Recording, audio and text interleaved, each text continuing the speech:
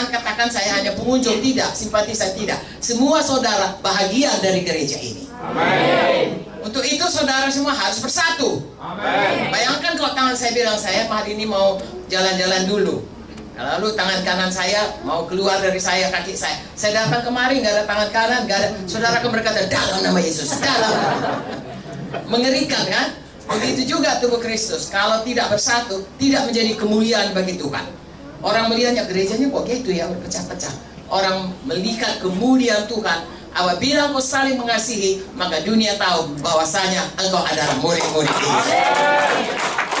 Nah, demikianlah saudaraku, saya dan saudara di sini. Saya mau membacakan dari Efesus 4 dengan singkat supaya saudara semuanya, apa yang sudah selama ini saudara kerjakan, selalu bersatu di dalam nama Yesus. Teruskanlah itu. Amin. Sampai Yesus datang. Amin. Amin. Bagaimanakah supaya kita bersatu? Sedikit diterangkan dalam Efesus 4 ini, bahwasanya gereja Tuhan itu haruslah saling merendahkan hati, merendahkan diri, supaya mereka semuanya boleh menjadi satu kesatuan dalam Tuhan. Efesus 4, apa kepalanya saudaraku? Kesatuan jemaat dan karunia yang berbeda-beda. Jadi jemaat harus bersatu. Ada karunia berbeda-beda, semuanya untuk mengerjakan bahagiannya masing-masing. Ada penyanyi, ada pemusik, ada PKS, ada yang berdoa, ada yang melayani badani, dan lain sebagainya. Itu semuanya merupakan satu kesatuan. Amin. Kepalanya Tuhan Yesus. Amin. Wakilnya ataupun representatifnya di dunia ini Tuhan memberikan gembala yang menggembalakan kita. Kalau di sini Bapak Widodo dibantu oleh saudara-saudara pelayan-pelayan Tuhan lainnya, Ibu Widodo dan lain sebagainya. Amin. Amin. Apakah yang harus kita lakukan supaya kita bersatu? Ini sedikit ayat ini supaya kita praktekkan dalam hidup kita. Efesus 4 ayat 1 sampai 6. Sama-sama kita baca. Saudara bisa lihat? Amin. Sama-sama. 1, 2, 3. Sebab itu aku menasihatkan kamu, aku orang dipenjarakan karena Tuhan, supaya hidupmu sebagai orang-orang yang telah dipanggil berpadanan dengan panggilan itu.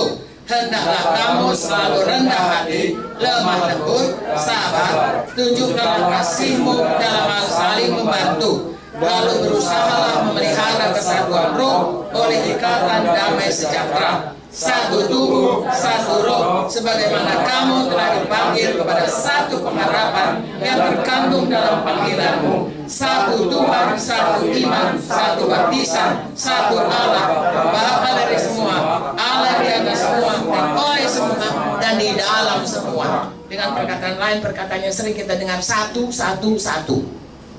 Artinya saudaraku, kita di sini harus berusaha memelihara kesatuan. Amin. Ada banyak sini dikatakan, hendaklah kamu selalu rendah hati, sebab kalau sombong itu dari Lucifer. Saudara tahu Lucifer itu kerjanya berontak. Jadi jangan tinggi hati, tetap rendah hati. Amin. Lemah lembut, saudaraku, ada kesempatan untuk kasar, tetap lemah lembut. Sabar, ya, tunjukkan kasihmu, saling membantu. Ya, kemudian satu tubuh, satu roh, ya, dipanggil pada satu pengharapan, satu Tuhan, satu iman, satu baptisan, satu Allah, Bapa dari semua. Saudaraku, itu sebabnya kita belajar supaya kita diajari dalam segala perkara hal-hal yang disebutkan ini jadi dalam hidup kita. Amin. Tidak cukup malam ini untuk menceritakannya, tapi saya percaya Roh Kudus sudah mengatakan kepada kita, bahagian kita selalu menjaga persatuan. Amin. Apa saja yang menyebabkan perpecahan, tolak dalam nama Yesus. Amin. Katakan, saya sudah dipanggil untuk dalam satu persatuan dalam gereja Tuhan. Saya mau hanya mempersatukan. Haleluya. Amin. Puji Tuhan, saudara. Kemudian kita baca ayat 11 sampai ayat 16. Bagaimana caranya supaya kita ini bisa terus hidup di dalam kesatuan dan juga tetap melayani menurut fungsi tubuh kita masing-masing. Saya ajak saudara membacanya. Ini nanti Pak Widodo akan menerangkannya semuanya ayat-ayat ini. Tapi saya berikan kepada saudara satu gambaran, satu visi, satu hal yang saudara fokus di dalamnya. Yang pertama, fokus untuk gereja tetap dalam satu kesatuan. Haleluya.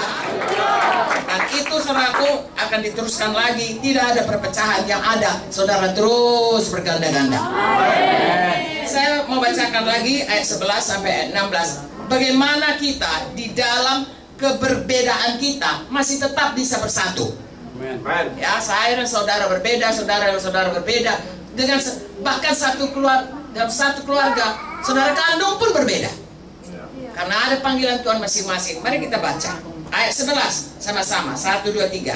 Dan ialah yang memberikan baik rasul maupun nabi-nabi, baik pemberita-pemberita Injil maupun gembala-gembala, pengajar-pengajar, untuk memperlengkapi orang-orang kudus bagi pekerjaan pelayanan, bagi pembangunan tubuh Kristus. Di sini dulu. Jadi dalam gereja Tuhan memberikan pemimpin-pemimpin, ya. Tidak usah terlalu dalam, tapi supaya saudara tahu, Dia memberikan rasul-rasul, nabi-nabi, penginjil-penginjil, gembala-gembala, guru-guru. Artinya orang yang mempunyai karunia-karunia kepemimpinan, ya, untuk memimpin kita dalam satu sidang. Dan itulah Tuhan selalu membentuk sehingga tubuh Kristus ini bertambah lama, bertambah bertumbuh, bertambah kuat, bertambah memancarkan kemuliaan Tuhan.